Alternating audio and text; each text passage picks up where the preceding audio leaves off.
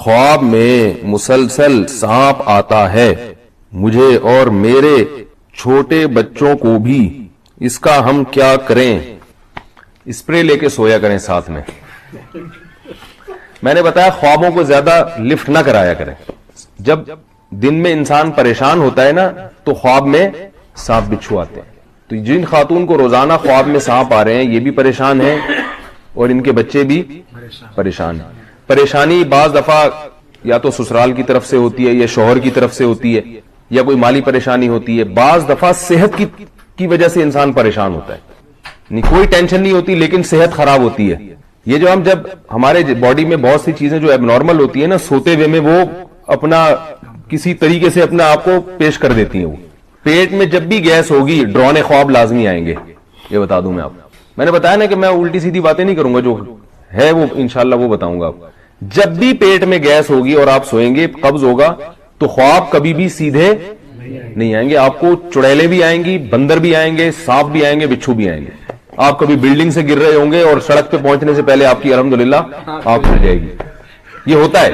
تو لوگ ان کی تعبیروں میں لگ جاتے ہیں. تو اتنا زیادہ ان خوابوں سے 2 گولی کارمینا گرم پانی کے ساتھ رات کو کھا کے سوئیں تو یہ خواب انشاءاللہ حقیقت بتا رہا ہوں.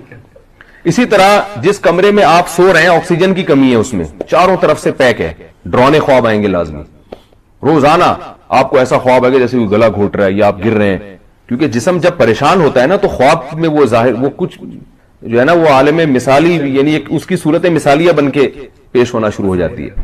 تو یہ دیکھیں اپنے ارد گرد یا تو سسرال سے کوئی پریشانی ہے تو اس کو حل کرنے کی کوشش کریں. میاں صاحب کی طرف سے کوئی پریشانی ایسی خاتون کو مل رہی ہے تو میاں صاحب کو سمجھائیں وہ اپنی حرکتیں ٹھیک کر لو تاکہ مجھے خواب میں سانپ بچھو آنا ختم ہو جائے.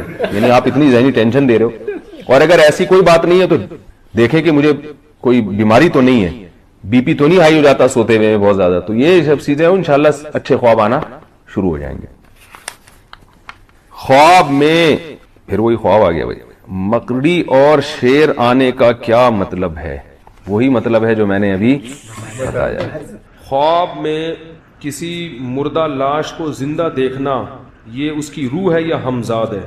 خواب میں مردہ لاشیں مردہ نظر نہیں آتی، اکثر وہ زندہ ہوتی ہیں کیونکہ وہ خواب ہے نا کچھ بھی آ سکتا ہے. تو اگر وہ مردہ ہی آ رہا ہے پھر خواب تھوڑی ہوا. تو خواب میں تو الٹا سیدھا کچھ نہ کچھ ہو رہا ہے. مردہ زندہ ہو کے بات کرو گے، زندہ مرے ہوئے پڑے ہوں گے. تو اتنا زیادہ ان خوابوں کو لفٹ کرانے کی ضرورت نہیں ہے. جو بھی مر جاتا ہے تو خواب میں اکثر آتا ہے زندہ ہو کے ہی آتا ہے عام طور پہ، کیونکہ مر کے آنے کا فائدہ نہیں ہے. کیونکہ وہ تو جاگتی حالت میں ہی مرا ہوا تھا تو خواب میں آنے کا فائدہ ہے. خواب میں تو آگے باتیں کرے گا نا. تو لوگ مجھے کہتے ہیں مجھے ابا خواب میں آؤں زندہ تھے. میں نے کہا خواب میں مرے ہوئے اکثر نہیں آتے. اگر خواب میں بھی مردہ ہی آ رہے ہیں پھر اس کی کوئی تعبیر ہوگی، پھر اس کی کیا ہوگی؟ یا تو خواب میں آ کے کوئی ایسا میسج دیا جو بڑا عجیب سا میسج، پھر کوئی تعبیر نکلے گی. نارملی خوابوں کو زیادہ لفٹ نہ کرایا کریں، اس سے ٹائم ویسٹنگ. قادیانیوں کو خواب بہت آتے ہیں. جو بھی قادیانی ہوگا نا آپ اس سے پوچھیں کیوں ہوئے، وہ کہے گا مجھے خواب آیا تھا، مجھے خواب میں یہ ہوا، مجھے یہ ہوا، مجھے فلانا ہوا، مجھے ڈمکانا ہوا. پھر کسی نے بتایا مرزا نبی ہے. خواب کسی کو 100% بھی روزانہ بھی آنا شروع ہو جائے نا وہ قرآن اور حدیث پر حجت نہیں ہے. شریعت میں پہلے قرآن و سنت ہے، خوابوں کا درجہ اس کے بہت بعد ہے. خواب نبوت کا 46واں حصہ ہے جبکہ قرآن و سنت عین نبوت ہے. سمجھ گئے کہ نہیں سمجھ گئے؟ یہ خوابوں نے بڑے بڑے صوفیہ کا بیڑا غرق کیا ہے. جب انسان نیک بنتا ہے نا اس کی تباہی خوابوں سے شروع ہوتی ہے. یاد رکھو، اس کو اچھے اچھے خواب آنا شروع ہو جاتے ہیں اور وہ سمجھتا ہے کہ میں بالکل کیا ہو گیا ہوں، پہنچ گیا ہوں. خواب کو میں حقیقت ہے لیکن اتنی نہیں ہے جتنی لوگوں نے بنا لی ہے. پہلے اعمال ہیں اس کے بعد کیا ہے؟ ابے بول لو نا یار. خواب لوگ بہت زیادہ استخارہ کر کے خواب آئے گا پھر تو بہت ہی پروٹوکول دیتے ہیں اس خواب کو، بہت گراؤنڈ ریئلٹی کو نہیں دیکھتے، زمینی حقائق کو نہیں دیکھتے، خوابوں کو دیکھ رہے ہوتے ہیں. یہ خواب آیا کاروبار بہت چمکے گا، حالانکہ سب کہہ رہے ہیں بھائی نہیں چل رہا ہے یار. سردیوں میں کون برف بیچتا ہے بھائی؟ دسمبر میں برف بیچ رہا ہے. کہہ رہے مجھے کیا آیا تھا؟ خواب آیا تھا. ہاں تو خواب جو ہے نا، خواب ان کو زیادہ پہلے گراؤنڈ ریئلٹی ہے اس کے بعد دوسرے درجے میں خواب ہیں. اچھا خواب آ گیا چلو بھائی اچھی بات ہے، اللہ کی طرف سے کچھ حوصلہ افزائی ہو رہی ہے. لیکن اعمال خراب ہیں اور خواب میں جنت میں ٹہل رہے ہیں تو یہ شیطان کا دھوکہ ہے. اور اعمال اچھے ہیں، گناہوں سے بچنے کی توفیق مل رہی ہے، خواب میں جہنم آ رہی ہے تو پریشان ہونے کی ضرورت نہیں ہے. قرآن کیا کہہ رہا ہے؟ اما من اعطا واتقا. جو دے گا اللہ کی راہ میں, صدقہ کرے گا اور گناہوں سے بچے گا, فَسَنُيَسِّرُهُ لِلْيُسْرَىٰ, ہم اس کو جنت کی طرف لے جائیں گے. وَأَمَّا مَن بَخِلَ وَاسْتَغْنَىٰ, اور جو کنجوسی کرے گا, صدقات و خیرات نہیں کرے گا اور شریعت کے حکام کو فالو نہیں کرے گا, اللہ سے تکبر کرے گا, فَسَنُيَسِّرُهُ لِلْعُسْرَىٰ, تو ہم اس کو جہنم کی آگ کی طرف دھکیلیں گے اس کو آہستہ آہستہ. تو پہلے قرآن و سنت ہے, خواب کا درجہ اس کے بولو بھائی بعد ہے. تو اس لیے کسی کو خواب میں آ جائے مرزا سچا نبی ہے, کچھ بھی نہیں ہوتا. خواب میں آ جائیں فلاں پیر صاحب ہیں, فلاں ہیں, اس سے کوئی فرق. یہ سارے جتنے باطل فرقے ہیں, گمراہ لوگ ہیں, یہ سب الہامات اور خوابوں کی پیداوار ہیں. یہ بات یاد رکھ, سب سب کے پاس کرامتیں ہوتی ہیں. میرے پیر صاحب کو میں نے چاند پہ دیکھا, میں نے ان کو مریخ پہ ٹہلتے ہوئے دیکھا, صحیح ہے نا, میں نے ان کو قبر سے نکلتے ہوئے دیکھا, میں نے ان کو یہ سب کے پاس قصے بہت ہوتے ہیں یہ, اور انہی چیزوں سے یہ لوگ متاثر ہوتے ہیں. بہت بہت شکریہ. انڈیا سے محبوب پاشا صاحب پوچھتے ہیں, سر یہ بڑا مسئلہ ہے, یہ ہمیں بھی لوگ کئی دفعہ پوچھتے ہیں کہ وہ خوابوں کی تعبیرات کی مختلف کتابیں ہیں مارکیٹ میں, تو ہر مولوی صاحب نے ان کو اٹھا کے اپنے پاس رکھا ہوا ہے. جیسے ہی کوئی آتا ہے ان کے پاس, کوئی بھی خواب بیان کرتا ہے تو وہ وہاں سے تعبیر بتا دیتے ہیں, یا پھر عام لوگوں نے بھی گھروں میں رکھی ہوئی ہیں. تو کیا اس طرح سے عام پبلک کے لیے خوابوں کی تعبیر ان کتابوں سے اخذ کرنا درست؟ دیکھیں, خوابوں کی تعبیر کا جو یہ علم ہے, یہ کوئی سلیبس اس کا یا کوئی نصاب نہیں ہے کہ کوئی بھی اٹھے اور وہ کہہ کہ میں نے چونکہ وہ سلیبس پڑھا بھی, وہ بھی چیز ہے. جیسے یوسف علیہ السلام کو اللہ کی طرف سے یہ عطا ہوا, ایسے ہی بعض بزرگان دین کو قدرت کی طرف سے اللہ ملکہ عطا فرما دیتے ہیں کہ جب کسی کو کوئی خواب آتا ہے تو وہ ان کا دماغ اس کی تعبیر کی طرف چلا جاتا ہے. اس کی میں آپ کو ایک بہترین مثال دیتا ہوں. ایک دفعہ کسی نے مجھ سے پوچھا کہ مجھے اللہ نے وہ ملکہ نہیں دیا ہے, میں کبھی کبھار ذہن میں تعبیر آ جاتی ہے, تو ایک مثال دے رہا ہوں کہ خاتون نے بتایا کہ میں نے اپنے شوہر کو بہت ہی گندے کپڑوں میں دیکھا ہے. تو یعنی کپڑے گندے ہیں, میلے ہیں, اور ان خاتون کے اپنے شوہر سے تعلقات بھی اچھے نہیں چل رہے تھے. تو میں نے ان کو تعبیر بتائی, وہ ان کا یہ خیال تھا کہ میرا شوہر گندا ہے. تو میرا ذہن اس طرف چلا گیا, میں نے کہا آپ کے شوہر کے کپڑے گندے ہیں, تو اللہ نے قرآن میں کہا ہے کہ میاں بیوی ایک دوسرے کا لباس ہے, تو آپ کے شوہر کا لباس تو آپ ہو. تو تعبیر یہ ہے کہ مجھے ایسا لگتا ہے کہ آپ اپنے حقوق میں کوتاہی کر رہی ہیں, یعنی شوہر کے حقوق میں آپ کی طرف سے گڑبڑ ہو رہی ہے. تو یہ آپ کو خواب میں اللہ کی طرف سے شاید اشارہ دیا گیا, کیونکہ ان کا لباس تو آپ ہو, تو ان کے کپڑے خراب ہیں تو اس کا مطلب آپ میں گڑبڑ ہے. یقین نہیں ہے, ظاہر ایک تعبیر ہے. تو کبھی انسان کا دماغ چلا جاتا ہے ایک ایسی تعبیر کی طرف جس میں لگتا ہے کہ یہ صحیح تعبیر ہے. یہ کتابوں سے نہیں ہے, کتابوں میں لگی بندی چیزیں ہوتی ہیں, یہ دیکھ لیا تو یہ مطلب ہے. حالانکہ ایک ہی چیز ایک کے حق میں اس کی تعبیر کچھ اور ہوگی. وہی چیز جب کسی دوسرے کو آ رہی ہے خواب میں تو اس کی تعبیر, مثال کے طور پر آپ کسی کے بھی کپڑے گندے دیکھیں تو یہ مطلب نہیں کہ اس کی بیوی خراب ہے. این ممکن ہے اللہ نے دکھا میلا آدمی ہے, اس سے ذرا دور رہو, ٹھیک. اور یہ بھی ممکن ہے وہ میلا نہ ہو, اس کے میلے پن کا تعبیر الٹی ہو بالکل. تو کتابوں سے یہ چیزیں نہیں ہوتی, یہ ایک وہبی چیز ہے, قدرت کی طرف سے ایک عطا ہوتی ہے. تو اس کتابیں پڑھ کے میری رائے ہے کہ یہ کتابیں پڑھ کے یہ فن نہیں آتا, اور یہ کوئی لگے بندے اصول نہیں کہ یہ دیکھا. ہاں کچھ چیزوں کا حدیث میں آتا ہے, جیسے دودھ جو ہے یہ علم سے تعبیر ہے. دودھ پینا خواب میں ایک اچھی علامت ہے, یہ اس کی علامت ہے آپ, کیونکہ دودھ خیر کثیر ہے, بہت ساری چیزیں دودھ میں, تو علم بھی خیر کثیر ہے. تو اس میں کوئی دودھ اگر خواب میں پی رہا ہے تو اچھی تعبیر کی جا سکتی ہے اس کی. ایسے 2-4 چیزیں ملتی ہیں ہمیں روایات میں, باقی پوری کتابیں اور پڑھنا, اور اس میں یہ میں نہیں اس کو صحیح سمجھتا. کو جانتا ہے, کوئی پریشانی ہو سب سے پہلے کس کا دروازہ کھٹکھٹایا جائے؟ اللہ کا. یعلم خائنۃ الاعین وما تخفی الصدور, وہ آنکھوں کی خیانت کو بھی جانتا ہے, سینوں کے رازوں کو بھی جانتا ہے. هو اعلم بکم اذ انتم اجنۃ فی بطون امہاتکم, جب تمہاری ماں تمہیں نہیں جانتی تھی, ماں کے پیٹ میں تھے تم, وہ اس وقت سے تمہیں جانتا ہے, تم سے محبت کرتا ہے, ماں سے بھی 70 گنا زیادہ. علی کل شیء قدیر ہے, اس کی عظمت ہے, اس کا جلال ہے. لہذا جب بھی پکارا جائے گا, وہ پکار جو اسباب سے ہٹ کے ہے. اسباب کا مطلب کیا ہے؟ مجھے پیاس لگ رہی ہے, میں کہتا ہوں پانی چاہیے, آپ جائیں گے اٹھ کے کولر سے پانی نکالیں گے لے آئیں گے. یہ وہ مدد نہیں ہے, یہ تو ہر ایک سے مانگی جاتی ہے. ایک مدد وہ ہوتی ہے اس کے ارادے کا نام. جب وہ کسی چیز کا ارادہ کرتا ہے تو 2 کام کرتا ہے, یا تو ویسے اسباب پیدا کر دیتا ہے, یا بغیر سبب کے کام کر دیتا ہے. وہ بغیر سبب کے کام کرے, اس کو معجزہ اور کرامت کہتے ہیں. سمجھ میں آ رہی ہے بات؟ اس کو کیا کہتے ہیں؟ معجزہ اور کرامت. کوئی سبب نہیں ہے, کر دیا اس نے. جیسے بنی اسرائیل میں ایک بندہ مر گیا, قرآن سے پتہ چلتا ہے اور آسمانی کتابوں سے بھی, قاتل کا پتہ نہیں چل رہا تھا, بڑے پھڈے ہو رہے تھے, بے گناہ لوگوں پہ الزامات لگ رہے تھے. اللہ نے اس مقتول کو زندہ کیا, اور اس مقتول نے کھڑے ہو کے نام بتایا, میرا قاتل یہ اللہ نے مدد کی سبب کے بغیر. یہ ہوتا ہے, یہ معجزہ کرامت بزرگوں کی ہوتی ہے اور معجزہ پیغمبروں کا. فرق صرف اتنا ہے کہ کرامت پر ایمان ضروری نہیں ہے جب تک کہ وہ قطعی دلیل سے ثابت نہ ہو. اگر قطعی دلیل کے بغیر ہے تو اگر آپ کو بیان کرنے والے پر اعتماد ہے تو مان لیں, بیان کرنے والے کے بارے میں آپ کا خیال ہے پھینک رہا ہے لمبی لمبی تو نہیں مانے آپ. لیکن معجزے کا انکار نہیں کر سکتے آپ. لیکن قرآن میں کچھ کرامتیں ایسی ہیں کہ ہیں وہ کرامت لیکن ماننی پڑیں گی, کیونکہ بیان کون کر رہا ہے؟ قرآن بیان کر رہا ہے. اسی طرح بیان کرنے والا قابل اعتماد ہے, آپ کو پتا ہے یہ جھوٹ نہیں بولے گا, پھر بھی آپ انکار کر رہے ہو تو یہ کرامت کا انکار نہیں ہے, پھر خدا کی قدرت کا انکار ہے. میں نے شہیدوں کے خون کی خوشبو خدا کی قسم اپنی ناک سے سونگھی ہے. اب جس کو مجھ پہ اعتماد ہوگا مان لے گا یار اللہ کی قدرت ہے, بندہ شہید ہوا اور اس کے خون سے اللہ نے خوشبو پیدا کر دی. لیکن آپ کو اگر مجھ پہ اعتماد نہیں ہے, آپ کا خیال ہے یہ مولوی صاحب پھینکوں ہیں تو نہ مانو آپ.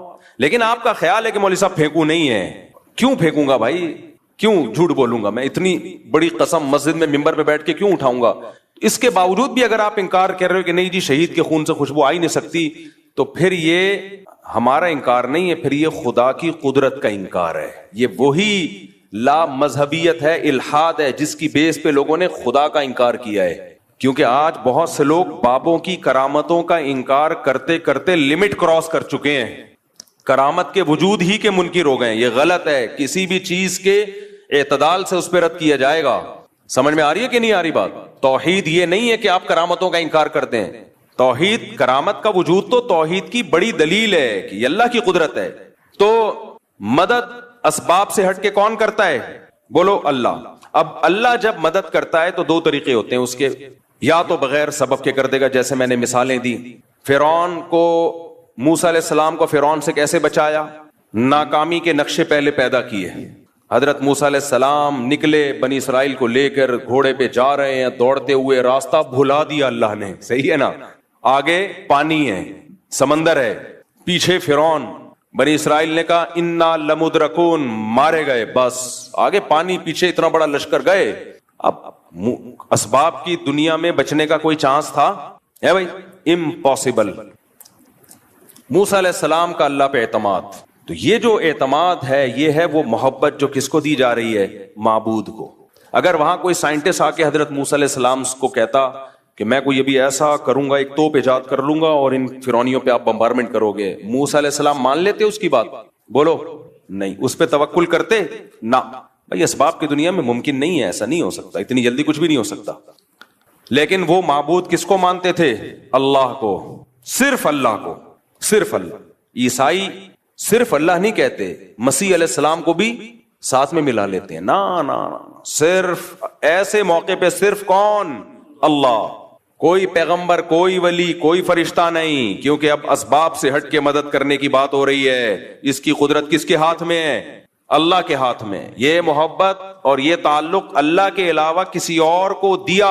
آپ 100 دفعہ کہو کہ میں صرف ایک اللہ کو مانتا ہوں, اللہ کہے گا تم ایک اللہ کو نہیں مانتے, تم صرف زبان سے بولتے ہو, حقیقت میں تم نہیں مانتے, جھوٹ بولتے ہو تم. آپ کہہ رہے ہو مسیح سے بھی دعائیں مانگی جائیں, مریم سے بھی دعائیں مانگی جائیں علیہم السلام, اور پھر کہو ہم ایک خدا کو مانتے ہیں. تو آپ کے کہنے سے اللہ نہیں مان لے گا اس بات کو. اللہ کہے گا میں نہیں مانتا, میں اس کو مانوں گا کہ یہ ایک خدا کو مانتے ہیں جو مصیبتوں میں صرف کس سے مانگے گا؟ صرف اس اللہ سے مانگے گا. تو موسیٰ علیہ السلام نے اس موقع پہ کیا کہا؟ انا معی ربی, میرے ساتھ کون ہے؟ اللہ. کیا مطلب؟ وہ مدد کرنا چاہے گا تو کر دے گا. حضرت موسیٰ کے علم میں بھی نہیں تھا کہ کیسے کرے گا, کیونکہ اب تک تو حضرت موسیٰ نے لاٹھی کو سانپ بنتے ہوئے دیکھا تھا نا. تو یہ لاٹھی سانپ بن کے کتنے فرعونیوں کو کھا لیتی بھائی؟ کیا خیال ہے؟ پیچھے سے سینکڑوں ہزاروں کا لشکر آ رہا ہو اور آپ کے ہاتھ میں ایک اژدہا ہو, وہ اژدہا کچھ کر لے گا؟ کچھ بھی نہیں کر پائے گا. کتنوں کو کھائے گا وہ؟ بلکہ آنے والا سب سے پہلے اژدہا پہ وار کرے گا کہ پہلے اس کو قتل کرو. تو اللہ مدد کرتا ہے بعض دفعہ بغیر سبب کے, کہتا ہے چلو بھائی. اللہ نے پھر موسیٰ علیہ السلام کو وحی کی کہ یہ لاٹھی کو آپ پانی پہ ماریے. حضرت موسیٰ نے لاٹھی پانی پہ ماری اور فکان کل فرق کالطود العظیم, وہ جو پانی تھا 2 پارٹ میں ڈیوائیڈ ہو کے پہاڑوں کی طرح کھڑا ہو گیا, سارا جمع ہو گیا ایک طرف. اس سے بھی پتا چلتا ہے کہ معجزہ ہو یا کرامت ہو, اس میں ولی یا پیغمبر کے ارادے کا دخل نہیں ہوتا. بہت سے لوگ کہتے ہیں جب موسیٰ علیہ السلام لاٹھی کو سانپ بنا سکتے ہیں, سمندر کے 2 ٹکڑے کر سکتے ہیں, تو ہمارے نبی مشکل کشا کیوں نہیں ہو سکتے؟ بھائی نہ موسیٰ علیہ السلام مشکل کشا, نہ سید الانبیاء مشکل کشا. مشکل کشا صرف ایک اللہ کی ذات ہے جس کے پاس اختیارات ہیں. حضرت موسیٰ کے پاس اگر سمندر کو توڑنے کا اختیار ہوتا تو خود سے کر لیتے نا یہ کام. وہ تو اللہ نے کہا کہ اے موسیٰ آپ لاٹھی کو پانی پہ ماریے. حضرت موسیٰ کو نہیں پتا کیا ہونے والا ہے, آپ کو جو حکم دیا جا رہا ہے آپ اس پہ عمل کریں. اب یہاں ایک سوال پیدا ہوتا ہے کہ لاٹھی کو پانی پہ مارنے کی کوئی سائنٹیفک لاجک ہے؟ کبھی دنیا میں ایسا ہوا کہ لاٹھی کو پانی پہ ماریں تو پانی ٹھہر جائے؟ ہل جاتا ہے اور زیادہ. تو سوال پیدا ہوتا ہے کہ اللہ ڈائریکٹ کیوں نہیں اللہ نے کر دیا؟ موسیٰ علیہ السلام نے اللہ سے کہا کہ اللہ ہماری مدد کر, اللہ نے کہا ٹھیک ہے, اور پانی کو روک دیا اللہ نے. کیا خیال ہے بھائی؟ روک دیتے اللہ تعالیٰ کلمہ کن کی طاقت سے, چلو بھائی نکل جاؤ. موسیٰ کو کیوں کہا جا رہا ہے علیہ السلام کو کہ لاٹھی مارے پانی پہ؟ کیوں؟ اللہ تعالیٰ کے کاموں میں نا ایک حکمت نہیں ہوتی, ایک کام میں 20 حکمتیں حاصل ہوتی ہیں. موسیٰ کلیم اللہ کی لاٹھی پانی پہ اس لیے مروائی جا رہی ہے کہ لوگوں کے دلوں میں موسیٰ کی فضیلت بھی بیٹھے کہ اللہ یہ کام خود بھی کر سکتا تھا لیکن اپنے کلیم کی لاٹھی سے یہ کام لے رہا ہے, یہ بتانے کے لیے کہ اس سے میرا جو تعلق ہے, وہ موسیٰ کلیم اللہ سے جو مجھے محبت ہے, وہ تم میں کسی اور سے وہ محبت نہیں ہے. اس کی لاٹھی سے میں سمندر کے 2 حصے میں ٹکڑے کروں گا. تو جیسے اللہ پیغمبر کی فضیلت کو بیان کرنے کے لیے کام خود کرتا ہے, لاٹھی اور ہاتھ پیغمبروں کا استعمال کرتا ہے, ایسے ہی بعض ولی اللہ ہوتے ہیں جن کی فضیلت کو بیان کرنے کے لیے کام اللہ کرتا ہے, ہاتھ کس کا استعمال ہوتا ہے؟ بزرگ کا. تاکہ لوگوں کو پتا چلے کہ سارے بابے 2 نمبر نہیں ہوتے, کچھ بابے 1 نمبر بھی ہوتے ہیں. بعض لوگوں نے بابوں کا انکار کرتے کرتے خود بابے بن گئے اور باقی سارے بابوں کی نفی کر دی. یہ غلو ہے. سمجھتے ہو؟ جب نہیں پڑھو گے رات کو تو کیسے سمجھو گے بات؟ دیکھو سلیمان علیہ السلام نے کہا کہ ایکم یاتینی بعرشھا قبل ان یاتونی مسلمین. اپنے دربار میں کہا ملکہ سبا اپنے کنٹری سے آ رہی ہے, اس کے آنے سے پہلے کون ہے جو اس کا تخت اٹھا کے لے آئے گا؟ ایک جننے کا میں لے آؤں گا, اتنی ٹائم لگے گا اس میں. ایسا نہیں ہوگا دن گیا آ گیا, تھوڑا ٹائم لگتا ہے آنے میں اور جانے میں. ایک بزرگ تھے جن کے پاس انجیل کا زبور کا علم تھا, انہوں نے کہا انا آتیک بہ قبل ان یرتد الیک طرفک. اے پیغمبر آپ کی پلک جھپکنے سے پہلے میں وہ تخت حاضر کروں گا. یہ کہا اور تخت حاضر. تو یہ کیا تھا؟ معجزہ تھا یا کرامت تھی؟ کرامت, کیونکہ غیر نبی کے ہاتھ پہ. اور ہر ولی کی کرامت پیغمبر کا معجزہ ہوتا ہے, پیغمبر کا معجزہ, کیونکہ وہ ولی کے ہاتھ پہ کرامت اسی لیے ظاہر ہوتی ہے کہ وہ اس پیغمبر پر ایمان لاتے ہیں. اگر ایمان نہ لاتے تو وہ کرامت ظاہر نہیں ہوتی. تو یہ پیغمبر کی فضیلت ہے. اب یہ لوگ کہتے ہیں سلیمان علیہ السلام کے ہاتھ پہ تو کرامت ظاہر ہوئی نہیں, بزرگ کے ہاتھ پہ ہو گئی. یا آج کل لوگ کہتے ہیں نا, ہم جب بزرگوں کی کرامتیں بیان کرتے ہیں, یہ کرامت یہ کریں, صحابہ کے ہاتھ پہ تو ہوئی نہیں, تم لوگ کے بزرگوں کے ہاتھ پہ ہو گئی. یہ ممکن ہے کہ ایک کی فضیلت زیادہ ہو, اس کے ہاتھ پہ کرامت ظاہر نہ ہو, اور ایک کی فضیلت کم ہو, اس کے ہاتھ پہ کرامت ظاہر ہو جائے. یہ ممکن ہے. سلیمان علیہ السلام کا مقام زیادہ تھا, وہ تخت نہیں لے کر آئے. بزرگ کا مقام کم تھا, انہوں نے سیکنڈوں میں تخت حاضر کر دیا. اب جو شرک ذہنیت والے لوگ ہیں وہ کہیں گے دیکھو اللہ نے بزرگوں کو بھی اختیارات دے رکھے, سیکنڈ میں تخت یہاں سے وہاں اٹھا کے لے آئے. اسی لیے ہم داتا دربار پہ جاتے ہیں کہ وہ سیکنڈوں میں حمل ٹھہروا دیں. میاں بیوی میں حمل نہیں ٹھہر رہا, دوائیں کھا کھا کے پاگل ہو گئے, تو وہاں جائیں گے تو حمل ٹھہر جائے گا. صحیح ہے نا؟ ایک دفعہ جائیں گے حمل ٹھہر جائے گا. ان کو پاس یہ اختیارات ہیں. ہم جائیں گے تو ہمارے آنے والی مصیبتوں کو وہ دور کر دیں گے. جب ان کو کہا جاتا ہے یہ تو شرک ہے, تو کہتے ہیں پھر سلیمان علیہ السلام کے دور کے بزرگ نے یہ جب کیا شرک, وہ بھی تو شرک تھا. تو جواب کیا ہے بھائی؟ وہ بزرگ نے نہیں کیا, وہ کس نے کیا ہے؟ اللہ نے کیا ہے. وہ اللہ نے کیا ہے. اللہ نے اس بزرگ کے دل میں الہام کر دیا تھا میں یہ کام کرنے والا ہوں, اور اس کے لیے میں نے آپ کی سلیکشن کی ہے, قبول ہے. انہوں نے کہا ہاں ہو گیا. اگر ان بزرگ کے پاس یہ اختیارات ہوتے تو وہ تو تخت ہی دائیں بائیں کرتے رہتے بیٹھ کے. کیا خیال ہے؟ آج اگر کوئی بزرگ ہو جس کے پاس یہ اختیار ہو, وہاں سے وہ امریکہ کے صدر کا تخت اٹھا کے یہاں لے آئے, اس کی اب تخت کا دور گیا, اب کرسیاں آ گئی ہیں کہ جی امریکہ کے صدر کی کرسی چاہیے مجھے تاکہ میں بیٹھ کے اس پہ صدر امریکہ بن جاؤں. ٹھک کرسی آئی. تو وہ صاحب کیا کرتے, یہ جو لوڈنگ کا جتنا کام ہے ان کا سارا بزنس ٹھپ. کیا خیال ہے بھائی, ہمیں فرنیچر چاہیے گھر میں, جی بیٹی کی شادی ہے, جہیز کے لیے لالو کھیت گئے یا طارق روڈ گئے لوڈنگ کے لیے, یار اس بزرگ کو فون ملا, یہ بیڈ کسی سے نہیں اٹھ رہا ہے, ٹھک بیڈ دلہن کے کمرے میں, بلکہ دلہن ہی اٹھوا کے لے آؤ, رخصتی کی ضرورت کیا ہے, گاڑی جائے گی پوں پوں پوں, وہ باجے بجیں گے, پھر جوتا چھپائی اور 20 قسم کے خرچے ہیں. بزرگ کو رابطہ کیا, حضرت دلہن کا ویٹ کافی زیادہ ہے اور گاڑی ابھی فوراً مل نہیں رہی ہے, اور ابا رخصتی کرنے میں تاخیر بہت کر رہے ہیں اس کے ابا. ایسے بھی ابا ہوتے ہیں مارکیٹ میں. بزرگ کیا کرتے, بھائی میرے اتنے ریٹ ہیں اور میں صدقہ کروں گا کیونکہ میں بزرگ ہوں, وہ کھاؤں گا نہیں, میں مختلف علاقوں میں تعاون کروں گا, اتنے پیسے دے. ٹھک دلہن کہاں, آپ کے بیڈ پہ. تو اگر یہ داتا بزرگوں کے پاس یہ اختیارات آ جائیں نا تو اس کائنات کا نظام تباہ و برباد ہو جائے. تو وہ جو سلیمان علیہ السلام کے پاس جو بزرگ تھے وہ بھی ایک ہی دفعہ تخت لے کر آئے ہیں, ایسا نہیں ہے کہ بار بار تخت دائیں سے بائیں کرتے رہیں بیٹھ کے. وہ تو اللہ نے دل میں ڈال دیا کہ میں ایک دفعہ آپ کے ہاتھ پہ یہ کرامت ظاہر کرنا چاہتا ہوں. تو کرامت اسی طرح ہی ہوتی ہے, اختیارات نہیں آ جاتے کسی کے پاس کہ جب کریں جیسے کریں وہ فوراً ہونا شروع ہو جائے, یہ نہیں ہوتا. تو جو شرکیہ دماغ کے لوگ ہیں انہوں نے تو اس پہ شرک کرنا شروع کر دیا, اور جو ملحد ہیں, ایتھیسٹ ہیں, خدا کے منکر ہیں یا خدا کے منکروں جیسا ذہن رکھتے ہیں. بعض ایسے ہیں جو اللہ کو مانتے ہیں لیکن وہ سمجھتے ہیں اللہ کے پاس کوئی طاقت نہیں, اللہ کچھ نہیں کر سکتا, سب کچھ اسباب سے ہی ہوتا ہے. تو یہ بھی ملحدانہ سوچ کے حامل ہیں. تو یہ والے اسکالر بھی بزرگوں کی کرامت کا انکار کرتے ہیں کہ ایسا کیسے ہو گیا, ایسا کیسے ہو گیا. تو سمجھ لو یہ اصل میں تو لیبل یہ لگا رہے ہیں کہ ہم شرک کی نفی کر رہے ہیں, لیکن شرک کی نفی کی آڑ میں اصل میں اللہ کی قدرت کا انکار کر رہے ہیں, یہ کہ اللہ یہ نہیں کر سکتا. لہذا یہ ہر کہانی کو, ہر کرامت کو بولتے ہیں کہانیاں.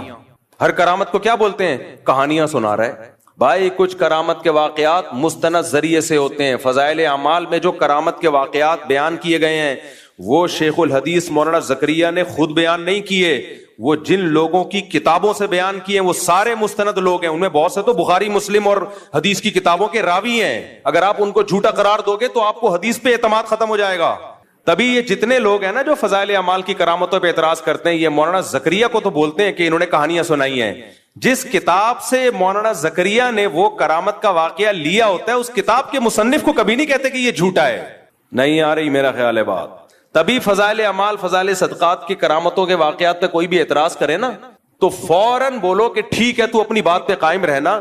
جس کتاب سے انہوں نے کرامت لی ہے اصل میں تو اس کتاب کا مؤلف جھوٹا ہے نا, تو بول کے اس کتاب کا مؤلف جھوٹا ہے. پھر جب وہ بولے تو پھر آپ بتاؤ کہ اس کتاب کا مؤلف کیا تھا, اس کی حیثیت محدثین کی نظر میں کیا تھی. تبھی یہ جتنے لوگ ہیں یہ بس امت میں تفرقہ پھیلاتے ہیں. تو اعتدال کی راہ کیا ہے, نہ تو ہر بزرگ کی کرامت کو مانا جائے. یہ ٹاپک سے میں ہٹ گیا, دوبارہ اصل ٹاپک پہ آ رہا ہوں. نہ تو ہر بزرگ کی کرامت کو مانا جائے گا, ایک بات. مستند ذریعے سے جو کرامت ہوگی اس کو مانا جائے گا. دوسری بات, کرامت کا مطلب کیا ہے, اختیارات کسی کے پاس نہیں ہے. کبھی کبھار اللہ کسی کی فضیلت کو بیان کرنے کے لیے, جیسے سلیمان علیہ السلام کے دربار میں کوئی بزرگ تھے, اللہ والے ہوں گے, کوئی جانتا نہیں تھا ان کو, اللہ نے ان کی بزرگی کو ظاہر کرنے کے لیے ان کے ہاتھ پہ کرامت ظاہر کر دی کہ دیکھو یہ بھی میرے نیک بندے ہیں. تو کبھی اللہ ایسا کر دیتا ہے, لیکن اس کا یہ مطلب نہیں ہے کہ اب ہم اس کو پکارنا شروع کر دیں. اختیارات کس کے ہاتھ میں ہیں, اللہ کے ہاتھ میں. اختیارات اللہ کے ہاتھ میں تھے, پھر اس نے موسیٰ کی لاٹھی سے, موسیٰ علیہ السلام کی لاٹھی سے سمندر کے 2 ٹکڑے کر دیے. کیے کس نے, اللہ نے. تو سمندر کے 2 ٹکڑے کروانے ہو تو کس کو پکارا جائے گا, اللہ کو. پھر اللہ کی مرضی بھائی. تو اللہ 2 طرح سے مدد کرتا ہے, ایک اسباب سے ہٹ کے, جیسے موسیٰ علیہ السلام کی مدد کی, کوئی سبب نہیں ہے, سمندر کو 2 ٹکڑے میں ڈیوائڈ کر دیا, چلو بھائی چلو یہاں سے جاؤ. جب فرعون آیا دوبارہ ملا دیا اللہ نے. اس طرح سے بھی اللہ مدد کرتا ہے. اور ایک یہ کبھی کبھار ہوتا ہے, یہ اللہ کی عادت بولو نہیں ہے. عادت اللہ کی اسباب پیدا کرے گا. اللہ کی عادت کیا ہے, مثال کے طور پر آپ کمارے چھڑے چھاٹ اللہ سے دعا مانگ رہے ہو میں بھی صاحب اولاد بن جاؤں, تو ایسا نہیں ہوگا آپ کو حمل ٹھہر جائے اور بچہ پیدا ہو جائے. نا. یا کوئی لڑکی دعا مانگ رہی ہے اللہ بغیر شوہر کے اولاد دے دے, اولاد دے دے. کوئی آ کے مولوی صاحب کہیں گے تیرا دماغ خراب ہے, شوہر کے بغیر اولاد نہیں ملتی. ہو کیا معاذ اللہ نقل کفر کہ حضرت مریم کو بھی تو بغیر شوہر کے مل گئی تھی. بھائی وہ ونس اپون اے ٹائم, کبھی اللہ ایسا کرتا ہے کہ اسباب کے بغیر مدد کر لیتا, ونس اپون اے ٹائم, ورنہ ایسا نہیں ہوتا. معجزے کرامات بہت کم ہوتے ہیں اور ان پر شرعی حکم کا مدار نہیں ہوتا. خوب سمجھ لو, شریعت جو ہمیں فیصلے کرنے کا حکم دیتی ہے وہ معجزوں اور کرامتوں کو دیکھ کے نہیں بلکہ گراؤنڈ ریئلٹی کو سامنے رکھ کے فیصلے کرنے کا حکم دیتی ہے. معجزے کرامت صرف اللہ اپنی قدرت بیان کرنے کے لیے کہ میں یہ بھی کر سکتا ہوں, اس کے زیادہ اس کی حیثیت نہیں ہے. مثال کے طور پر آپ فرار ہوئے, کسی ملک میں جنگ چھڑ گئی, آپ بھی مظلومن فرار ہوئے وہاں سے, اور آپ نے وہ والا راستہ اختیار کیا جہاں سمندر ہے.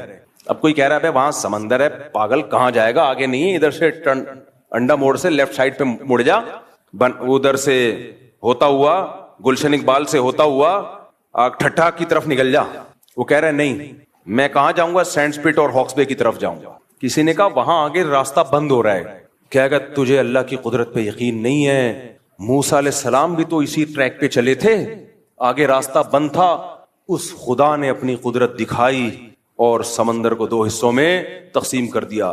تو میں جب وہاں جاؤں گا آگے اللہ اپنی قدرت سے کشتیاں بھیج دے گا, اللہ اپنی قدرت سے سمندر کو پھاڑ دے گا. تو ہم کہیں گے تیرا دماغ ہو گیا ہے خراب, نہیں آئی میرا خیال ہے بات. ہم کیا کہیں گے, تیری کھوپڑی ہو گئی ہے آؤٹ. ہم کہیں گے بھائی موسیٰ علیہ السلام جان کر اس راستے پہ نہیں چلے تھے, بھول گئے تھے راستہ. چلے تو وہ اس ٹریک پہ تھے جو خشکی کا راستہ جاتا ہے, وہ راستہ ہی بھول گئے, بس اللہ نے اپنی قدرت دکھانی تھی. کہ نہیں تم اللہ کی قدرت کے منکر ہو, کیا اللہ سمندر کو 2 حصوں میں تقسیم نہیں کر سکتا؟ بھائی کر تو سکتا ہے, تو اللہ کرے گا, کر تو سکتا ہے, لیکن تجھے یہ کس نے کہا کہ کرے گا؟ ایک دفعہ مجھے یاد ہے کوئی مجھے مشورہ دے رہا تھا, کوئی ایسے بے احتیاطی والا مشورہ دے رہا تھا. میں نے کہا یار حالات ٹھیک نہیں ہے, اس طرح میرا جانا ایسے موقع پہ وہاں ٹھیک نہیں ہے, آج کل تھریٹس بہت ہیں, تھوڑا پرانی بات ہے, جان کا خطرہ ہے. اس نے کہا اللہ نے چاہا تو اللہ بچائے گا. میں نے کہا اگر اللہ نے نہیں چاہا تو تیرا باپ بچائے گا پھر؟ کہ نہیں اللہ نے چاہا تو اللہ بچا لے گا. یہ تو ہمیں پتا ہے اللہ نے چاہا تو بچائے گا, لیکن مجھے پتا ہے کہ اللہ چاہتا ہے کہ نہیں چاہتا.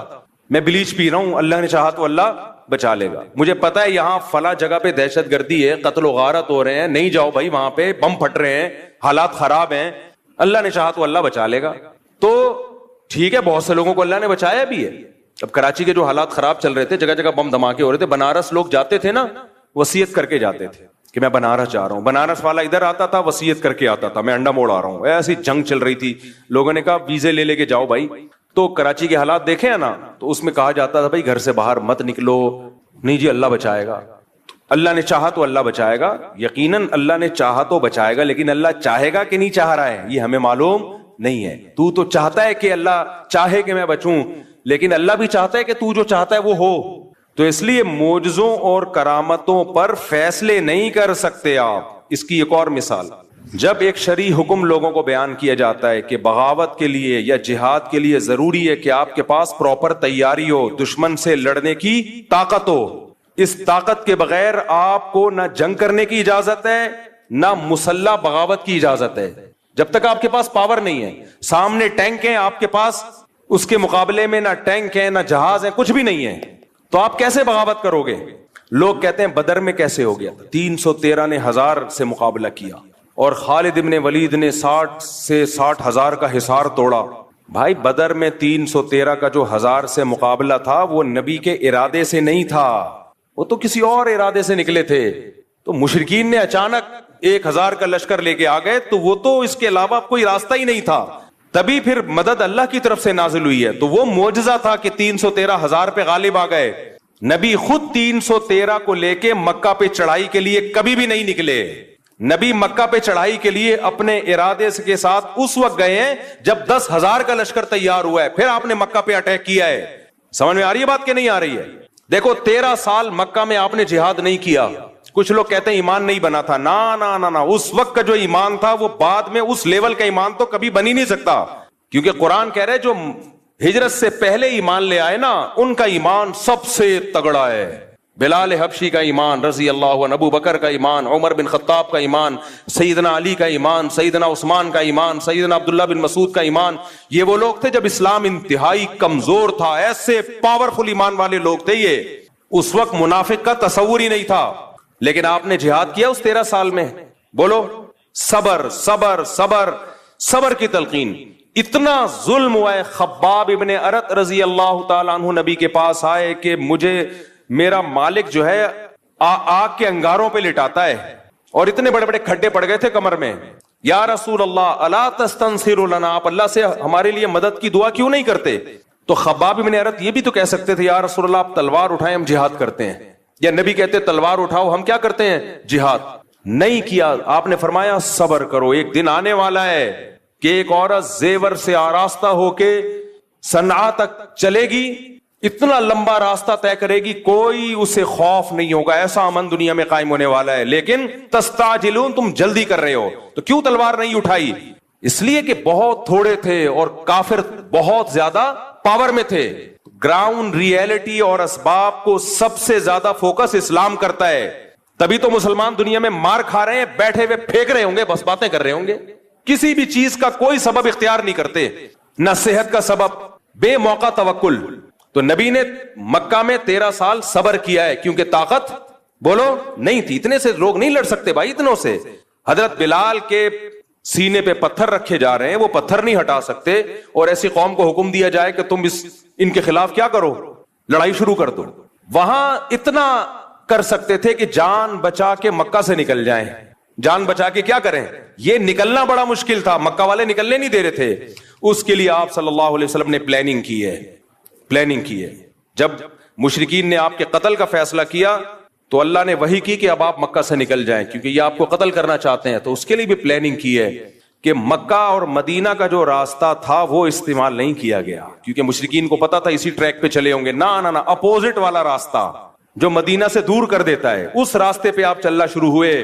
تو آپ تو معجزہ اور کرامت, آپ کے ہاتھ پہ تو معجزے ظاہر ہوتے تھے. آپ کہتے بھائی چلو نکلو یار, بچانے والا کون ہے؟ اللہ ہے بھائی. جس اللہ نے موسیٰ کو بچا لیا سمندر کے 2 ٹکڑے کر کے, وہ مجھے کیوں نہیں بچائے گا؟ چلو نکلو. نہ فرمایا یہاں سے نہیں ادھر سے جائیں گے تاکہ کسی کو شک ہی نہ ہو, کسی کو وہم ہی نہ ہو. تو معجزے اور کرامت کے واقعات سن کے نا, یہ صرف اللہ کی قدرت پہ ایمان لانا ہے ہم نے کہ اللہ کبھی کبھار اس طرح بھی مدد کر لیتا ہے. کرنا وہی ہے جو اسباب کہہ رہے ہیں. کتنے شوگر کے مریضوں کو دیکھا ہے رسگلے کھا رہے ہوتے ہیں, کہتے ہیں موت تو ایک دن لکھی ہوئی ہے اور اللہ ہے بچانے والا. تو میں ان سے کہتا ہوں موت لکھی ہوئی ہے, تیری بہت جلدی لکھی ہوئی ہے, کیونکہ اللہ کو پتا تھا یہ شوگر کا پیشنٹ ہے, لڈو کے ڈبے کھا جائے گا, لہذا اگلی 1 جنوری سے پہلے فرشتوں کو آرڈر ہوا ہوتا ہے کہ اس کی لکھی ہوئی ہے 31 دسمبر کے 12 بجنے سے پہلے اس کو اٹھا لینا, ڈیٹ چینج نہیں ہونی چاہیے. لکھا ہوا تو ہوتا ہے لیکن وہ لکھا ہوا ہماری حرکتوں کے حساب سے ہی ہوتا ہے. سمجھ میں آ رہی ہے بات کہ نہیں ہے؟ موت لکھی ہوئی ہے لیکن اس میں حرکتیں بھی لکھی ہوئی ہیں کہ یہ اتنی جلدی مر جائے گا. کیوں؟ کام سارے مرنے والے کرے گا یہ, اس لیے کیا ہو جائے گا, جلدی مرے گا. تو موت کا ایک دن یقیناً متعین ہے لیکن اس کے اسباب بھی متعین ہیں. سمجھتے ہو کہ نہیں سمجھتے ہو؟ تبھی مسلمانوں میں آپ دیکھ لو, موٹا ہے تو موٹا ہی ہوتا چلا جا رہا ہے, پھیلتا چلا جا رہا ہے. غیر مسلم اسباب کو فوکس کر رہے ہیں, وہ صبح اٹھ کے ورزش بھی کرتے ہیں. میں تھائی لینڈ میں گیا تو فجر کی نماز کے بعد میں نے دیکھا فل مارکیٹیں کھلی ہوئی ہیں, ایسے جیسے کھچا کھچ رش ہوتا ہے بازار میں.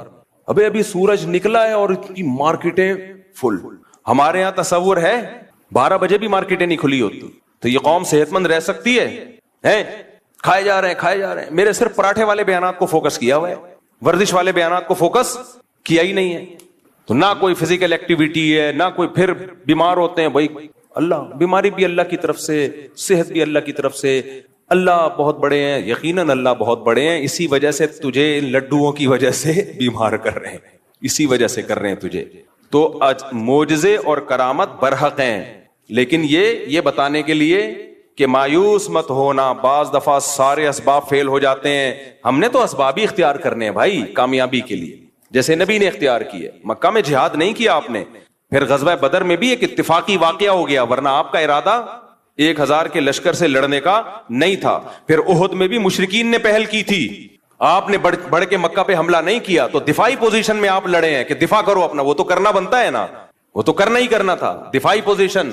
پھر غزوہ خندق میں چاروں طرف سے قبائل نے مل کے حملہ کا ارادہ کیا, تو بھی آپ نے دفاع پہ اکتفا کیا, بڑھ چڑھ کے ان پہ حملے نہیں کیے. بھائی دفاع کرو کسی طریقے سے, اس میں مشورے لیے. مشورے کیسے لیے؟ صحابہ کرام نے یہ جنگ پہلے کبھی دیکھی نہیں تھی کہ چاروں طرف سے مل کے کوئی حملہ کر لے. تو آپ نے سلمان فارسی کو بلایا کہ فارس میں تم نے کبھی ایسی جنگ دیکھی ہے؟ انہوں نے کہا ہاں ہم نے دیکھی ہے. کیا کرتے ہو؟ خندقیں کھودتے ہیں ہم تاکہ دشمن اندر نہ آئے. اب اس کے علاوہ کوئی آپشن ہی نہیں تھا. وہ خندقیں کھودنا آسان کام نہیں تھا.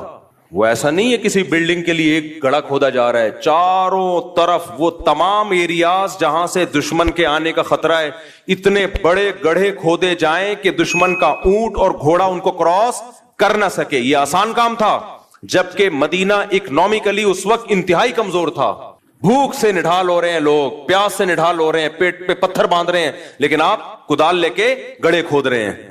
وہاں بھی تو آپ کہہ سکتے تھے بھائی یہ تو بہت مشکل کام ہے, مدد کا وعدہ کس نے کیا ہے؟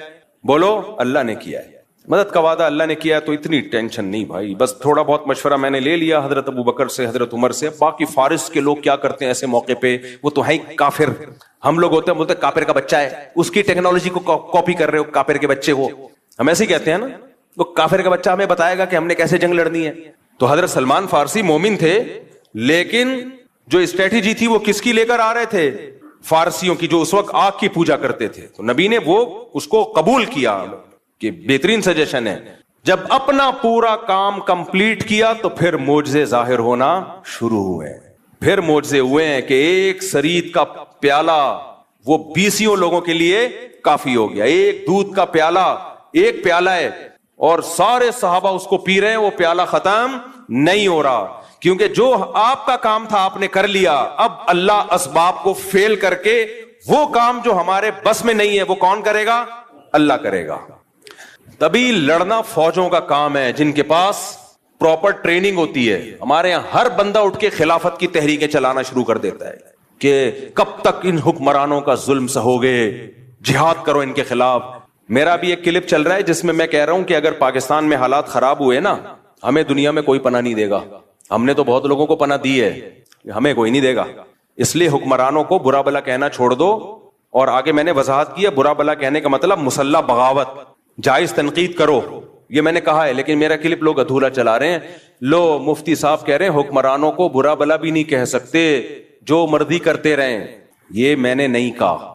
جائز تنقید 100 دفعہ کرو, دھرنے بھی دو, کنٹینر لا کے رکھو, اپنے مطالبات پورے کرواؤ. اگر نہیں کروانے ہوتے میں عدالتی خلا کے خلاف اتنا کیوں چیختا. میرا مقصد ہے مسلح تحریک کی طرف مت جاؤ, بم دھماکے, مار دھاڑ. یہ کام کیا تو ملک میں لاشیں بچھیں گی, رزلٹ کچھ بھی نہیں نکلے گا. غزہ سے زیادہ حالات خراب ہو جائیں گے ہمارے ملک کے, کیونکہ یہ جو بیٹھ کے باتیں کر رہے ہیں نا اسلامی خلافت کی, ان کے پاس باتوں کے سوا کچھ بھی نہیں ہے. خلافت کا لفظ انہوں نے بدنام کر دیا ہے. ہر 4 دن میں کوئی اٹھتا ہے کہ پاکستان میں خلافت کا نظام لے کے آؤ. تیرے پاس کون سا میکینزم ہے, تیرے پاس کیا اسٹریٹجی ہے, پہلے کیا کرے گا, اس کے بعد کیا کرے گا, پھر لڑے گا کیسے؟ کیونکہ اس لیے تو آپ کو فوج سے لڑنا پڑے گا, اسلام آباد پہ قبضہ کرنا پڑے گا. کیا کیسے کرے گا؟ کوئی جواب نہیں ہے. یونیورسٹیوں کے لڑکوں کو اور طلبہ کو ایک اندھیری گلی میں بند کر دیا. پھر ہوتا کیا ہے, ایجنسی والے ان کو اٹھاتے ہیں, پھر یہ مسنگ پرسن بنتے ہیں. اور یہ جتنے لیڈر خلافت کے نام پہ یہ دندناتے گھوم رہے ہوتے ہیں, ان کو کچھ بھی نہیں ہوتا. ایجنسیاں ان کو کچھ نہیں کہتی. ایجنسیاں کہتی ہیں ان کی دعوت پہ جتنے لوگ آ رہے ہیں نا ان کو کھڈے لین لگاتے جاؤ, ان کی چمڑیاں ادھیڑی جاتی ہیں, کوئی پوچھنے والا. تو ایسے جتنے بھی اسکالرز ہیں نا یونیورسٹیوں میں آج کل, یہ بہت اس طرح کے اسکالرز آ رہے ہیں کہ دیکھو یہ مولوی نظام کے خلاف نہیں کھڑے ہوتے. نظام کے خلاف کھڑے ہونے کا مطلب کیا ہے؟ مطلب پہلے واضح کرو, کیا مطلب کھڑے ہونے کا مطلب؟ اگر تم یہ کہہ رہے ہو توپیں گنے لے کے نکل جائیں, یہ نظام کے خلاف ہم نہیں کھڑے ہوں گے بھائی. اس سے نقصان ہوگا, ملک میں انارکی پھیلے گی, ملک کے ٹکڑے ہوں گے اور غیر مسلم طاقتوں کے ہاتھ میں یہ کنٹری چلا جائے گا. اس سے بدتر حالات ہو جائیں گے. اور اگر نظام کے خلاف کا مطلب ہی کہ احتجاج کرو, میڈیا پہ دھرنے دے کے 100 دفعہ کرو, کس نے منع کیا بھائی؟ کس نے منع کیا؟ بنگلہ دیش والوں نے کیا نا احتجاج, کامیاب ہوئے وہ, تو کس نے منع کیا آپ کو احتجاج کرنے؟ یہاں تو بات خلافت سے شروع ہو رہی ہے. اور خلیفہ کون ہوگا آج تک نہیں ڈیفائن کر پائے یہ لوگ. وہ خلیفہ ہوتا ہے وہ بیچارہ اس قابل ہی نہیں ہوتا کہ اس کو کوئی عورت اپنا شوہر بنا لے, اور وہ ملک کا خلیفہ بننے نکلا ہوتا ہے. یہ یونیورسٹیوں میں بہت ہو رہا ہے آج کل. جائیں گے کچھ ٹھش پش انگلش ماری, اور پھر مولویوں کو برا بلا کہا کہ مولوی تو یہ کر رہے ہیں, مولوی تو تقریریں کر رہے ہیں, تو تصوف میں لگے ہوئے ہیں, تزکیہ میں لگے ہوئے ہیں, نظام کی تبدیلی. اور نظام کی تبدیلی کا مطلب پتہ ہے کیا ہوتا ہے ان کا؟ بغاوت. اب تو واضح لفظوں میں کہنا چھوڑ دیا, کیونکہ کچھ لوگوں کو ایجنسی نے اٹھا کے ان کے اگلے پچھلے گناہ معاف کیے, پھر چھوڑ دیا. تو وہ بغاوت کا لفظ یوز نہیں کر رہے, اندر ان کے وہی جذبات ہیں, خلافت, نظام تبدیلی. ابے کیا مطلب نظام کی تبدیلی؟ ہمارے پاس ایک سوٹیبل پیکج ہے نظام کی تبدیلی کا. وہ پیکج کیا ہے بھائی؟ یونیورسٹیاں بناؤ, اسکول بناؤ, تعلیم کو فوکس کرو, تاکہ آپ کی چھت کے نیچے جب کوئی بندہ پڑھ کے فوج میں جائے گا, جب کوئی بیوروکریسی میں جائے گا, جب کوئی عدلیہ میں جائے گا, ماحول آپ اس کو دینی ماحول دو گے تو وہاں جا کے فیصلے بھی کیسے کرے گا؟ اچھے. اور اگر آپ ان شعبوں میں نہیں گئے تو پھر یہ تمام اہم ترین شعبے آپ نے اسلام دشمنوں کے لیے چھوڑ دیے ہیں. پھر فوج میں بھی اسلام دشمن لوگ جائیں گے, عدلیہ میں بھی اسلام دشمن لوگ جائیں گے, بیوروکریسی میں بھی اسلام دشمن لوگ جائیں گے, پھر فیصلے آپ کے خلاف ہوں گے اور آپ دھرنے دیتے رہو گے. یہ ایک سوٹیبل طریقہ ہے نظام کی تبدیلی کا. یہ طریقہ نہیں ہے کہ آپ اٹھے اور دھرم دھرم کر کے آپ نے اتنے بندے وہاں مار دیے, اتنے بندے وہاں مار دیے. اس سے کچھ بھی حاصل ہونے والا نہیں ہے. اور اگر حاصل ہوا تو آپ کو نہیں ہوگا, ان طاقتوں کو ہوگا جو آپ کو فیور کر رہی ہیں. سمجھ میں آ رہی ہے بات کہ نہیں آ رہی ہے؟ ان طاقتوں کو فائدہ ہوگا اس سے. اور ویسے بھی میں بار بار کہہ رہا ہوں, پاکستان میں حالات خراب ہوئے نا, مجھے اور آپ کو کوئی پڑوسی ملک ٹھکانہ نہیں دے گا. ہم نے ٹھکانہ دیا, وہ نہیں دیں گے ہمیں. لوگ کہتے ہیں ڈالر لے کے ٹھکانہ دیا تھا, تو آپ بھی تو ڈالر لے کے ہی ہمیں بھگا رہے ہو وہاں سے. اور ہم نے کتنے افغانی یہاں پہ جو ہمارے بھائی ہیں, کیا ڈالر لے کے ہم نے ان کو یہاں ٹھکانہ دیا ہے؟ کس نے ڈالر لیے بھائی؟ آج بھی گھوم رہے ہیں اور ہمیں خوشی ہے. زیرو سے کروڑ پتی بن گئے, ان کی جائیدادیں ہیں, پراپرٹیاں ہیں 100 دفعہ. ہمیں خوشی ہوتی ہے اس سے. مسلمان ہیں. ضیاء الحق کی تقریر آپ سنے جا کے, جب یہ افغان جہاد شروع ہوا تھا, اس نے کہا تھا, اس کے الفاظ مجھے پورے الفاظ یاد نہیں, اس نے کہا تھا افغانوں کے لیے ہمارا ملک کھلا ہوا ہے, آئے یہاں پہ دھڑا دھڑ آئے. آپ نے اس سارے احسانات کو 2 منٹ میں دھجیاں اڑا دی کہ تم نے تو ڈالر کے لیے کیا تھا. تو ہمیں کوئی بھی نہیں رکھے گا. اور معلومات جب تک اوتھینٹک معلومات نہ ہو نا, تبصرہ مت کیا کرو. اوتھینٹک معلومات یہی ہیں کہ تمہیں کوئی بھی نہیں رکھے گا. صحیح ہے, اس ذہن میں رکھنا. نہ پڑوسی رکھیں گے, چاہے وہ اسلامی حکومت ہے, ہم سے اچھے ہوں گے, 100 دفعہ اچھے ہوں گے, ان کی بڑی قربانیاں ہیں, 100 دفعہ قربانیاں ہیں, ان کے شہیدوں کے خون سے خوشبوئیں آئی ہیں, 100 دفعہ آئی ہیں, لیکن مجھے اور آپ کو نہیں رکھے گا کوئی بھی. یہ ذہن میں رکھنا. اور صرف یہ نہیں کہ رکھیں گے نہیں, لتر مار کے باہر نکالیں گے. لتر مار کے بولیں گے دفع ہو یہاں سے, عزت سے بھی نہیں نکالیں گے, لتر مار کے نکالیں گے. ویسے ہی ملاقات کے سلسلے میں چلے گئے تو ٹھیک ہے, رہنے کے لیے گئے لتر مار کے نکالیں گے, لتر مار کے. یقین نہیں آتا, جاؤ, چلے جاؤ. سمجھتے ہو؟ باقی ان کی قربانیوں کا کوئی انکار نہیں ہے. جو اسلام نافذ کیا اس کا کوئی انکار نہیں ہے, 100 دفعہ. اور سب ہمارے بھائی ہیں بھائی, کسی سے نفرت پھیلانا مقصد نہیں ہے. جتنے پڑوسی ملک ہیں ہم تو انڈیا سے دوستی کے قائل ہیں, جو خالصتاً کافر ملک ہے. بس صرف اتنی نالج دینا مقصد ہے کہ تمہیں کوئی رکھے گا نہیں. سمجھ رہے ہو؟ اور صرف نکالیں گے نہیں, لتر مار کے نکالیں گے. اس پہ لوگ اعتراض کر رہے ہیں میرے بیانات پہ. میں تو جو گراؤنڈ ریئلٹی وہ بیان کر رہا ہوں. باقی تو ہم تو دوستی کے قائل ہیں بھائی. اور جو بھی ہیں پڑوسی ملک کے ہمارے بھائی ہیں, 100 دفعہ آج بھی ہم ان کے لیے قربانی دینے کے لیے تیار ہیں, 100 دفعہ تیار ہیں. اس کو ہم سب سے بڑا جہاد سمجھتے ہیں. لیکن میں یہ بتا رہا ہوں کہ بس جو ظرف آپ کا ہے وہ ساری دنیا کے سب لوگوں کا نہیں, اس لیے اپنے ملک کی حفاظت کرو. آج ہم کسی کو پناہ بھی اس لیے دے رہے ہیں, دے بھی اس لیے رہے ہیں کہ ہمارے پاس ایک کنٹری ہے. نہیں ہوا ختم. جب بات کو میں سمیٹ کے ختم کرتا ہوں تو اللہ 2 طرح سے مدد کرتا ہے انسانوں کی. بعض دفعہ اسباب کے بغیر, جیسے معجزے و کرامات. لیکن اللہ کی عادت کیا ہے؟ اسباب پیدا کر دیتا ہے. کیا پیدا کر دیتا ہے بھائی؟ اسباب. ایسی جگہ سے اسباب پیدا کرتا ہے جہاں سے آپ کا گمان بھی نہیں ہوتا. تو پھر ملحد کہتا ہے یار یہ تو سبب سے ہو رہا ہے نا, یہ تو سبب سے ہو رہا ہے, یہ تو سبب سے ہو رہا ہے, یہ تو اللہ کہاں کر رہا ہے. بھائی وہ سبب پیدا کس نے کیا ہے؟ اللہ نے کیا ہے. وہ سبب پیدا کرنے والا کون ہے؟ اسلام جو دنیا میں آیا غالب آئے وہ بھی تو اسباب سے آیا نا. وہ اسباب پیدا کس نے کیے؟ اللہ نے کیا. ایسی جگہ سے اللہ اسباب پیدا کرتے ہیں جہاں سے آپ کا گمان بھی نہیں ہوتا. اور بعض دفعہ اسباب فیل کون کرتا ہے؟ اللہ. آپ سمجھتے ہو بہت دولت آ گئی, بہت کچھ ہو گیا, آپ اللہ کو بھلا دیتے ہو. اللہ آپ سے دولت چھین لیتا ہے. چھینتا کیسے ہے؟ سبب پیدا کر دیتا. کوئی ایسی بیماری لگا دی, ساری دولت اس بیماری میں خرچ, جائیدادیں تقسیم ہونا, جائیدادیں بکنا شروع. ایسے لوگ ہم نے دیکھے ہیں. ایک بیماری ہوئی, علاج میں زیرو ہو گئے بالکل. کروڑوں روپے جو انہوں نے کمائے تھے ختم, بھیک مانگنے پہ آ گئے. حضرت حکیم اختر صاحب رحمہ اللہ تعالی ایک واقعہ بیان کیا کرتے تھے. ابھی بھی ان کا بیان انٹرنیٹ پہ پڑا ہوا ہے کہ گلشن اقبال میں ایک سیٹ صاحب رہا کرتے تھے, ہر وقت مولویوں کی برائی, مولوی ایسے مولوی ایسے. کچھ لوگوں کو پتہ نہیں, کوئی اللہ وافر میں کوئی بچپن میں کچھ الٹے سیدھے واقعات شاید ہو جاتے ہیں ان کے ساتھ, کسی 2 نمبر مولوی کے, تو وہ ہر مولوی کو برا سمجھتے ہیں. بھائی ہر مولوی برا نہیں ہوتا یار. تو ان کو ٹھڑک ہو جاتی ہے, کوئی مولوی ایسے, مولوی ایسے, مولوی ایسے. ایک صاحب مجھے ملتے ہی مولوی ایسے, مولوی ایسے, مولوی ایسے, مولوی دونوں. میں نے کہا کیا ہو گیا بھائی؟ پھر انہیں واقعہ سنایا کہ بچپن میں جو ان کے ساتھ ہوا تھا, کوئی قاری صاحب سے کوئی غلط ہو گئی. تو میں نے کہا یار ایک نے غلط کر لیا آپ کے ساتھ جو 100% اس قاری کو چھتر لگاؤ سالے کو, لیکن یہ تھوڑی کہ سارے قاری ایسے یار, سارے مولوی ایسے. ایک ونس اپون اے ٹائم آپ کے ساتھ ہو گیا, اور آپ کو بھی تو چاہیے تھا نا کہ تھوڑا سا اتنا, اس کی تو 100% غلطی ہے, لیکن آپ نے جو اندھا اعتماد کیا, وہ کہہ رہے میں تو بزرگ سمجھ کے گیا تھا اس کے پاس. تو بزرگ بھی بعض بڑے ڈینجرس قسم کے ہوتے ہیں. 2 قسمیں تو بزرگوں کی ہیں نا, 2 نمبر اور 1 نمبر. تو بعض دفعہ ایسا ہو جاتا ہے جس کی وجہ سے پھر آدمی کہتا ہے. تو وہ حکیم اختر صاحب نے فرمایا کہ وہ ہر وقت مولوی ایسے, عالم ایسے, بزرگ ایسے, نہ نماز نہ روزہ نہ زکوٰۃ. اس کو معدے کا کینسر ہو گیا. کینسر جب ہوا ہے تو حالت خراب, ڈاکٹر نے کہہ دیا اتنے دن کے مہمان ہو. اب دبلا ہونا شروع ہو گیا, ہڈیاں وڈیاں جو بےچارے کینسروں کے.